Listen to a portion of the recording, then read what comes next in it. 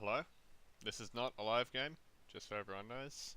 Clicking onto this video, this is actually just a replay where I want to showcase how freezing can completely fuck your laner over. Completely and utterly. Folk did something similar to this in his How to Snowball video, but I hold the freeze for a little bit longer in this game and end up completely demolishing this Jax. If I can... Where is the interface? Show scoreboard as O. Okay. So I end up getting, I think it's a couple solo kills on him in lane.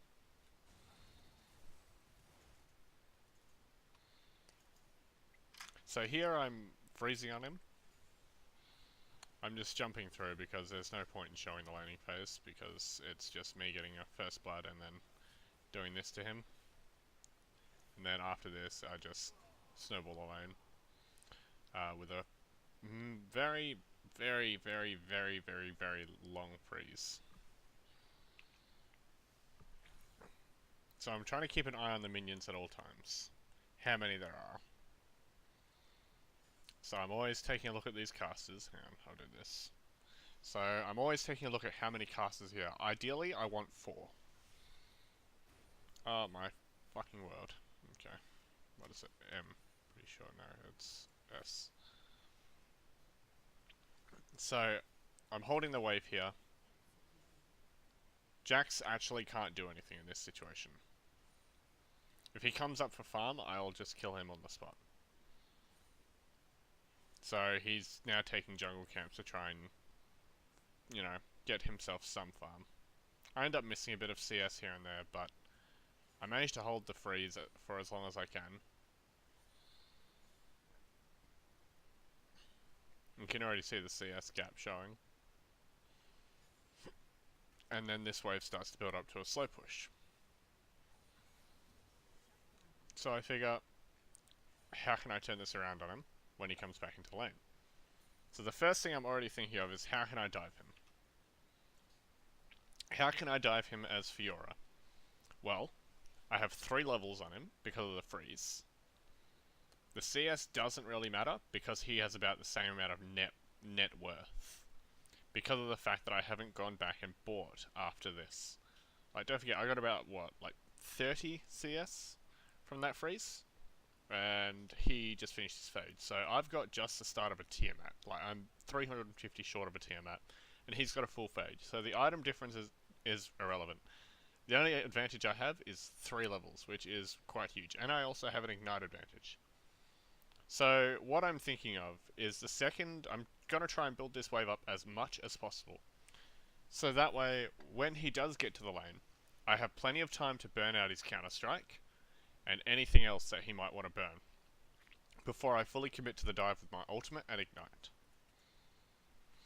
So, I keep building up the wave. I'm just slow pushing for as long as I can until he gets back to the wave. So I'm just last hitting, I'm not trying to push the wave into the tower. I'm just trying to build up as many minions as I can before Jax gets this tower. So when I kill him under the tower, he misses all of this farm. So he comes back to lane. He gets 1 minion. I instantly pop his counter strike by popping a vital. Now that he has nothing, I'm looking for the dive, waiting for him to overextend, and here it is. Yep, there we go.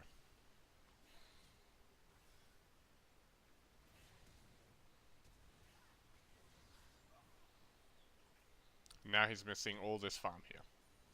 So, hang on, let's just quickly back up.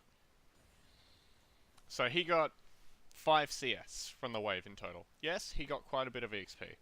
He went from level 5 to just the start of level 6. Actually, let's back up even further. So while he was walking back to lane, he was already pretty close to 6. And he got a quarter of the way to level 7 from that whole wave. So quickly, let's pause. So there's 1, 2, 3 melees, a cannon, 1, 2, 3, 4, 5, 6, 7, 8. So there's 3 waves worth of casters here. 3 waves. Yes, casters don't give as much EXP, but that's still a lot of EXP regardless. So we play. I do the dive. We'll just speed up that. And there's another wave incoming as I dive him. Another wave that he's missing. So he doesn't have TP to catch this wave here. And that's 1, 2, 3, 2 melees, or 1 extra melee because 1 died as I was diving. And then 1, 2, 3, 4, 5, 6, 7 casters he's missing. So he's missing 2 and a bit waves of casters and a whole wave of melees. He's down 40 CS. And from this point he just gets run down over and over and over and over again. And I have to hit him with the BN. So how did I do this? How did I do this freeze? How did I set up this dive to a point where he would be completely fucked? And do I die here? No, he almost dies. That's right. We kind of just settle it out as a duel. But how did I mess up this Jax to that point? How did I just take complete control of top lane? So here, I'm looking to get the first blood, especially seeing as there's a wave coming under the tower. He backs up. Think, okay, that's fine. I'll just get this wave and then I'll back. If he TPs, though, he has to TP back to his tower. But he doesn't do that. He TPs to this minion here, thinking that he can stop me from pushing, or that he can potentially kill me. I was a bit slow on the counter-strike, but managed to bait out his stuns. Now here, he makes the stupid decision of staying, so I get a free kill, and I walk off. From here, here's where I start to set up the freeze. So, I haven't finished my tier map, because I didn't have the gold. But, that's fine, because what I do here, he pushes the wave. I have complete control of the lane, and I can 1v1 him. I wouldn't have chased him into that minion wave, but he doesn't know that. He thinks I'm strong enough to 1v1 him in his own minion wave. So I'm looking to keep the minions, ideally, at 4 casters. That's what I want to have here. 1, 2, 3, 4, 5, 6, 7, 8. That will shove the wave in so quickly that I'll have to take a lot of minion damage. And I think I actually do. But I do it to hold the freeze and then try to thin out the minion wave on the next few minion waves. If you can't do it with 4 minion waves, if you find it a little bit too hard to balance, I think I do it with 5 for the most of this match. So he's in a very bad spot here. If he comes up, I just run him down the lane. So there's 5 casters there, and I'm taking the damage to make sure that the wave doesn't go into the tower. That way I can hold the wave here. If he comes up, I'll run him down.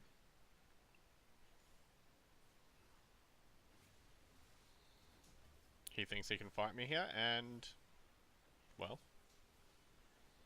he learns how wrong that is. Now that I've killed him, I'm in even less risk of freezing. There is nothing he can do to stop me from freezing here. The wave is perfect because it has a cannon in it as well.